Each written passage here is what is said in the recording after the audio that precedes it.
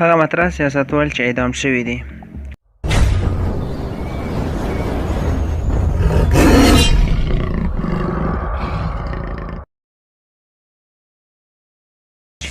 دا ورته ختلي هغه که په قانوني لحاظ یا ظالمانه او یا د قانوني بڼه وي، خو د نورو خلکو تر څنګ تر مشهوره سیاستوال او واکمنانو هم مستثنا نه ده پاتې شوې. دلته د دغو سیاستوالو یو شمېر تر ټولو مهم درته معرفي کوو چې اعدام شوي دي.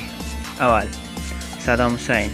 د عراق پخوانی واکمن صدام حسین په دې برخه کې د خاص یادونې وړ دی، ځکه چې هغه تر ټولو مطرح او له وروستیو اعدام شویو سیاستوالو څخه دی. صدام حسین په 2006 کال کې د امریکا پلوي حکومت لخوا د لوی اختر په لومړۍ ورځ اعدام شو. دا په داسې وخت کې و چې د نړۍ میلیونونه مسلمانان د لوی اختر د قربانۍ مراسم ترسره کول.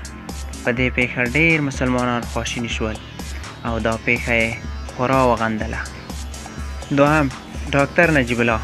ډاکټر نجیب الله د افغانستان د کمونیستي پلوه حکومت وروستی مشر و. په 1915 کال کې د طالبانو له واکمن کېدو سره له خپل ورور یو ځای په دار وځړول شو. د هغه د اعدام پړه تر ډېره پر پاکستاني استخباراتي اچول شوې ده. ویل کېږي چې دوی د طالبانو په جامو کې دا ناوړه عمل ترسره کړ.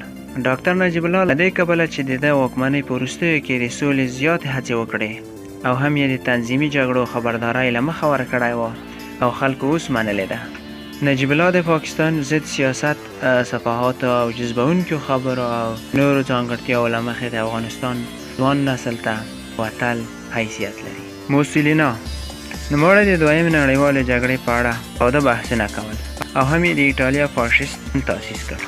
دغه سیاستوال ادعا لرله چې غواړي ایټالیا خپل تاریخ برملا وساتي. د ده دغه نظریاتو له کبله پاچا لخوا صدراعظم وټاکل شو. دی چې واک ته له رسېدو وروسته یې د کارګرانو ټولنه او سیاسي ګوندونه منحل کړل. هغې ایټالیا په دویمه نړیواله جګړه کې ښکېله او سخته وځپله، په دې چې مخالفین یې په ډار ځپل او مړه کول تر څو له داره په امان پاتې شي. خو د حکومت په وروستیو شېبو کې د مخالف ګوند غړیو په دار وځړاوه. د روسیې دویم نیکولای الکساندر ویچ رومانوف د روسیې د ترانزي واکمنۍ وروستی سړی و. هغه له 1894 څخه تر 1912 پورې پاچاهي وکړه او بیا یې د انقلاب له کبله واکمني راړنګه او پای ته ورسېده. خو د دې راز د انقلاب کوونکو لخوا اعدام او په بد ډول ووژل شو. 14 لویي. د فرانسې د لوی واکمنۍ دغه واکمن هم بالاخره اعدام شو. هغه تورونه و چې اقتصادي سیاسي وضعیت یې تر بحران او خلک یې خفه کړي دي. د تر واکمنۍ وروسته فرانسې انقلاب کامیابه او دی نسکور شو. 14 لویي په 1990 کې انقلابیانو لخوا ونیول شو او هېواد ته د خیانت په تور اعدام شو. لومړی چارلز.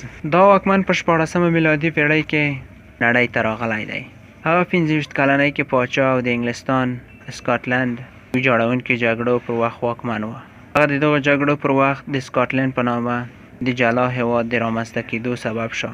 دا واکمن بالاخره د مخالفینو له لوري ونیول شو او په دار وځړول شو. نیکولای چایسکوف. دا د رومانیې سیاستوال و چې د کمونیست ګوند مشرۍ ته ورسېده. هغه واکمن هم شو او سرسخته دیکتاتوري یې وکړه.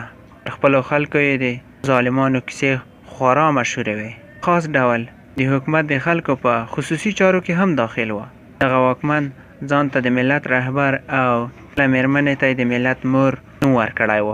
هغه هم بالاخره په 1909 د ډسمبر په 25مه 71 کلنۍ کې د خپلې مېرمنې سره یو ځای په دار وځړول شو. عمر مختار. د لیبیا دغه رهبر په 1812 کال کې نړۍ ته راغلی دی او په 20 کلنۍ کې د ایټالیا د استعمار خلاف مبارزه وکړه. د هغې استعمار ضد غورځنګ رهبري یې وکړه. بالاخره په 1917 کال کې د ایټالیا د استخباراتو لخوا ونیول شو او اعدام کړای شو. مختار تر اوسه لیبیایانو ته د یوه ملي اتل په توګه محترم دی. ذوالفقار علي بوټو. د پاکستان دا مشهور سیاستوال بېنظیر بوټو پلار او د خلکو ګوند تاسیسونکی و. بوټو د پاکستان د اتومي کېدو سخت ارمانجن او هلې ځلې کوونکی و. د دې ترڅنګ یې دیموکراتۍ ته هم ژمن سړی و. په هغه مهال یې رزمي او ژوند دواړه ته ورسېدل چې ضیاءالحق پرې کودتا وکړه او په دار یې وځړاوه.